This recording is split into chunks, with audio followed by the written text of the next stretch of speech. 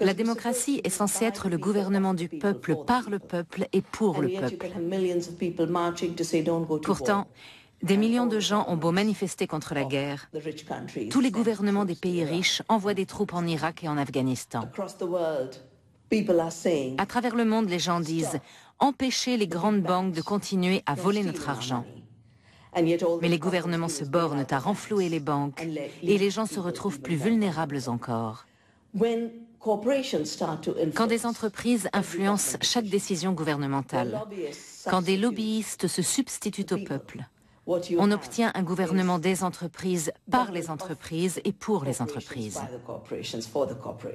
Et le peuple est réduit au rang de quantité négligeable. C'est cette menace qui pèse sur la démocratie.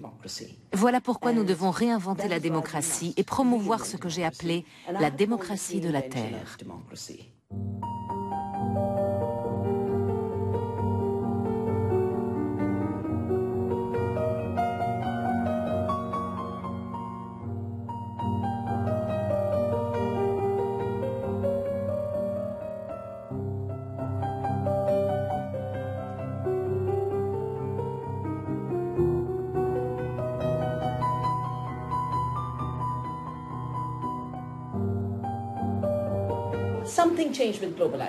La mondialisation a changé la donne. L'agriculture s'est retrouvée exposée à l'avidité mondiale, à l'avidité de l'industrie agroalimentaire mondiale. Des multinationales comme Monsanto ont eu toute liberté de vendre des semences OGM brevetées aux agriculteurs indiens. Et parallèlement, des multinationales comme Cargill ont pu faire du dumping sur le marché indien et donc réduire le prix du coton, du pétrole, entre autres. La mainmise de Monsanto sur les semences a de nombreuses conséquences. Les semences, qui étaient autrefois gratuites, ou que les fermiers payaient 5 ou 6 roupies le kilo, leur coûtent maintenant 1800 roupies les 450 grammes, ce qui revient environ à 3600 roupies le kilo. Sur ces 1800 roupies, Monsanto récupère 1200 roupies de royalties. Le coton transgénique, appelé coton BT, est censé résister aux parasites. Mais comme cette technologie est violente et peu fiable, elle perturbe les mécanismes de défense propres à la plante, qui se retrouvent menacés par d'autres parasites. Quant au parasite ciblé, le ver de la capsule, il a maintenant développé une résistance. En fait, les attaques parasitaires augmentent. D'après notre étude, on utilise 13 fois plus de pesticides dans les plantations de coton OGM. Le coût élevé des semences et l'emploi accru de pesticides ont provoqué l'endettement des fermiers. Ils ne se sont pas endettés auprès du gouvernement ou des banques, mais auprès des agents des multinationales. Quand ces agents viennent prendre possession de leurs terres, les fermiers boivent du pesticide pour mettre fin à leur jour, parce que pour eux, la terre est une mère. Aucun fermier ne peut imaginer vivre sans la terre. Le jour où on vient leur confisquer leurs terres, à cause des dettes qu'ils sont incapables de payer, les fermiers se suppriment. Voilà l'histoire du suicide des fermiers indiens. 200 000 fermiers indiens se sont suicidés. Si l'on établit la carte des États et régions où se produisent les suicides et la carte des régions où Monsanto vend son coton BT, on obtient la même carte. Même si Monsanto refuse d'admettre ce lien, les faits sont là, sur le terrain.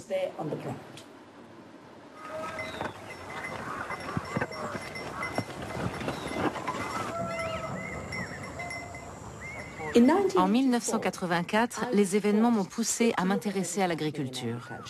Dans l'État du Pendjab, la révolution verte était censée avoir été vecteur de prospérité et de paix. C'est sur ces valeurs que Norman Borlaug, son instigateur, avait reçu le prix Nobel de la paix. Au lieu de ça, le Pendjab était déchiré par la violence. En 1984, il y a eu 30 000 morts et notre Premier ministre Indira Gandhi a été assassiné. Je me suis donc demandé pourquoi ce déchaînement de violence avait remplacé la paix attendue. Cette année-là, au mois de décembre, 3000 innocents qui dormaient dans les bidonvilles de Bhopal ont été tués par une fuite de gaz dans une usine de pesticides, propriété de Union Carbide et maintenant de Dow Chemical. Il y a eu des milliers d'estropiés et des enfants sont nés infirmes. Je me suis alors interrogée sur l'agriculture. Pourquoi ressemblait-elle à une guerre? J'ai écrit mon livre « La violence de la Révolution verte » après une étude complète sur le sujet. Ça m'a alors valu d'être invitée à des conférences, bien que n'étant pas agronome. En 1987, une conférence a réuni les grands noms de l'industrie, BASF, Bayer, Ciba et Sandoz. Ils ont exposé leurs projets d'avenir.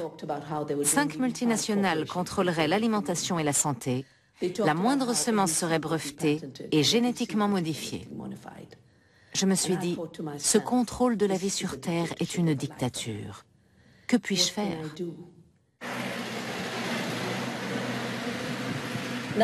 Navdanya est un mouvement que j'ai initié en 1987. Ça veut dire 9 semences. C'est symbole de diversité. Mais ça signifie aussi le nouveau don. Les semences sont au cœur même du travail de Navdanya, parce que c'est ce qui manquait aux fermiers. S'ils ont leurs propres semences, les fermiers ne s'endettent pas, parce qu'ils n'ont ni semences ni pesticides à acheter. Nous avons donc créé des banques de semences et nous avons aidé les fermiers à renouer avec l'agriculture biologique et à trouver des débouchés équitables pour leur coton. La combinaison de ces 3 éléments, les semences, l'agriculture biologique et le commerce équitable, permet aux fermiers de gagner 10 fois plus que ceux qui cultivent du coton BT. Notre action a porté ses fruits.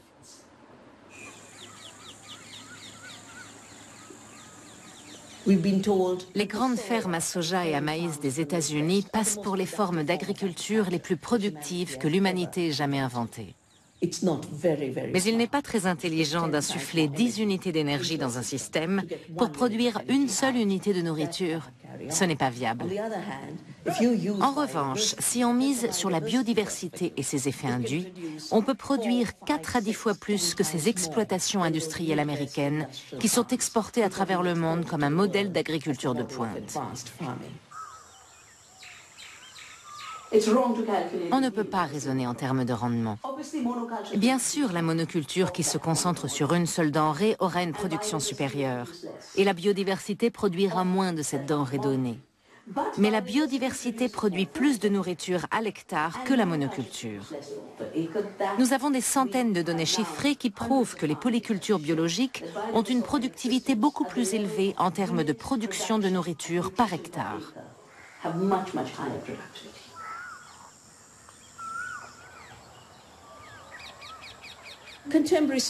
La société actuelle a été construite sur l'idée que la nature est morte, d'où cette profonde crise de survie.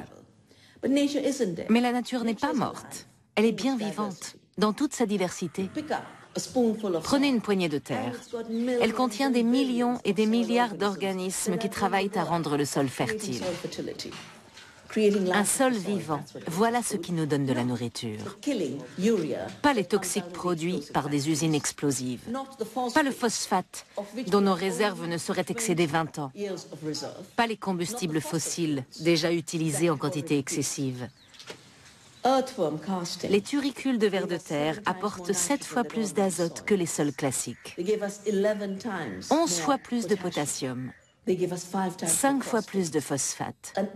Un ver de terre qui, selon Darwin, est l'espèce la plus miraculeuse dont l'humanité ait jamais dépendue et est plus efficace que toutes les usines d'engrais du monde. Tâchons d'en prendre conscience. C'est formidable. Les pollinisateurs reviennent, les oiseaux aussi. Nous produisons davantage de nourriture sans utiliser de pesticides. Et nous utilisons 70% moins d'eau qu'à nos débuts, parce que le sol fertilisé par les vers de terre agit comme un réservoir dans lequel l'eau est retenue. Les réserves de semences peuvent être réduites à néant en une seule saison. Dans les régions où les fermiers se suicident, il ne reste plus de semences. Ni de semences de coton, ni d'aucune culture vivrière, parce que Monsanto a lancé un programme de remplacement. On encourage les fermiers à livrer leurs stocks. Monsanto leur distribue même de l'argent contre leurs semences. Alors les fermiers se disent « Je leur vends les miennes et je récupère les leurs ». Tous les fermiers, les uns après les autres. Et au bout du compte, plus personne n'en a. En une saison, il y a pénurie de semences. En 20 ans, les réserves mondiales seront réduites à néant. Chacun aura beau être libre de faire ce qu'il veut, il n'y aura plus de semences. C'est pour ça qu'il faut interdire le brevetage des semences.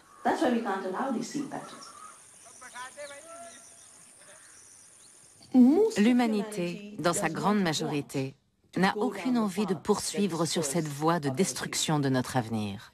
On force les gens à s'engager dans ce projet d'anéantissement pour servir la cupidité à court terme d'une toute petite minorité. En premier lieu, l'humanité doit reconquérir sa capacité à concevoir la liberté, sa capacité à exercer une démocratie véritable et profonde. Ensuite, l'humanité doit aussi prendre conscience que l'homme ne peut sûrement pas être sur Terre pour s'enrichir et faire des profits. Préserver la vie de notre espèce, la vie de la planète, l'écosystème qui permet toute vie sur Terre, voilà l'objectif suprême qui doit guider notre action.